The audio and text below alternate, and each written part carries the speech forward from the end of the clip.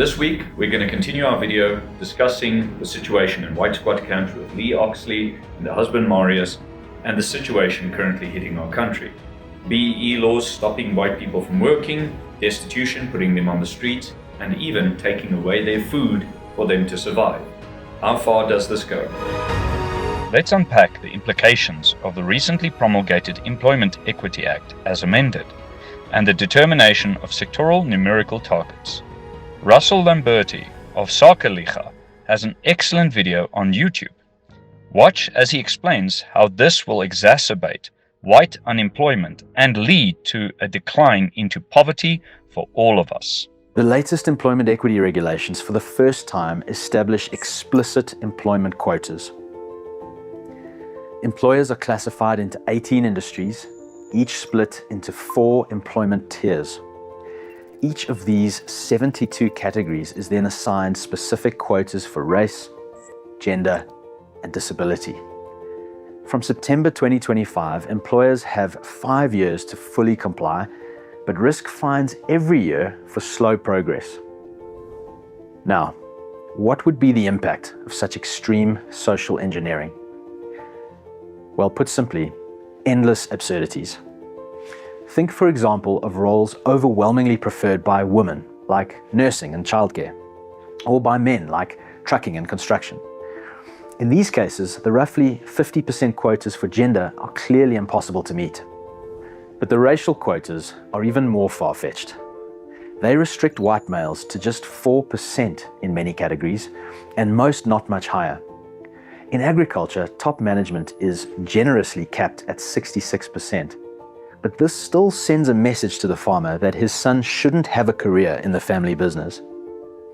While this amounts to targeted economic sanctions against white men and their families, the axe could fall on anyone if their particular demographic group happens to be overrepresented in an organization. Previous iterations of BBBEE have already had a profound impact on white people being able to find employment, but don't take my word for it. You go into employment agencies looking for, employment, and they tell you straight, there's how many blacks sitting inside of the waiting room, chances of you getting a job is actually 0. So your age is used against you as well, or skin color is used, and the fact that you're a white woman, which is part of the parcel, and that's how I ended up here, not being able to fend for myself due to not being able to get a job. Wrong color of skin, everything, so yeah, that's why I'm here. And thanks to Auntie Lee and Uncle Marius. So the Employment Equity Act is aimed at doing that. But as any organization is entitled to, they are entitled to go to court, and I haven't had their full complaint. I'd like them to come and explain to me what grudge they have. And if you tolerate this, then your children will be next. And if you tolerate this, then your children will be next. The current orchestrated incitement of racial hatred targeting white South Africans means that there is no long-term safety net for unemployed whites. South African Family Relief is trying to make a difference. Maybe let's start there, what you guys do here, number one, and then the kind of people that you've taken in from what has happened to them, or anything like that, please. So basically we look after the white minority group that has been forced to be destitute due to the economic situation that's going on in South Africa, the 140 odd race-based laws that have been imposed on us.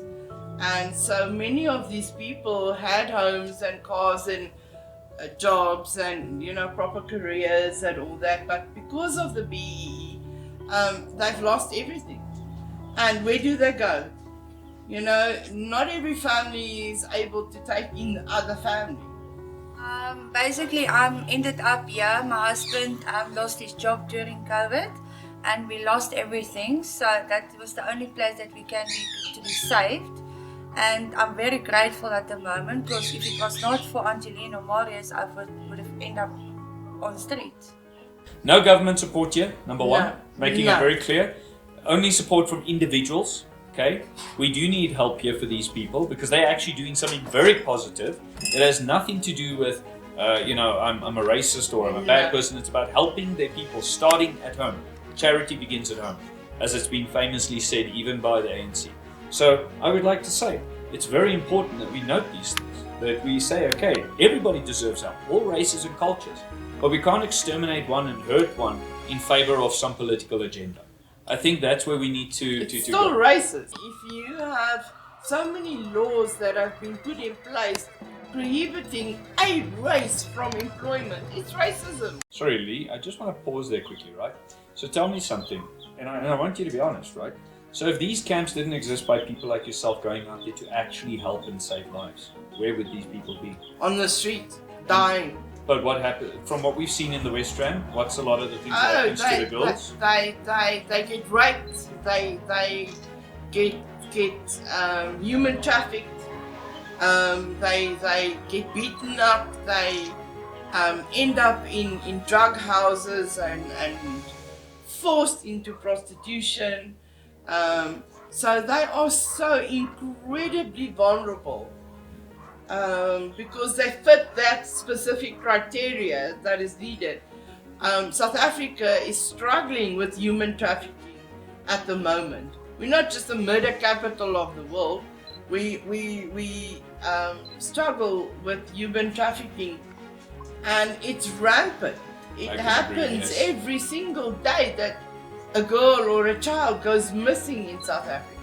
The recent fourth quarter police figures for the 2024-2025 financial year indicate an increase in kidnappings and human trafficking cases, with 13 human trafficking cases recorded in the first 3 months of 2025 and more than 4,500 cases of kidnapping recorded in the same period in South Africa. Obviously, you guys need more support for more food. Absolutely. And then on top of it now, you guys got to try and find a way to survive this shortage.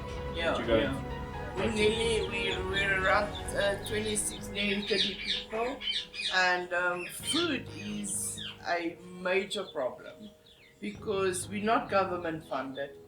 So we are reliant on the individuals that do donate. I hope you all enjoyed this video and you can come to your own conclusion of what's currently happening in this country and how the struggle is genuinely real. Our genocide is not just about killing people, but killing off their culture, their hope, and everything about their very existence.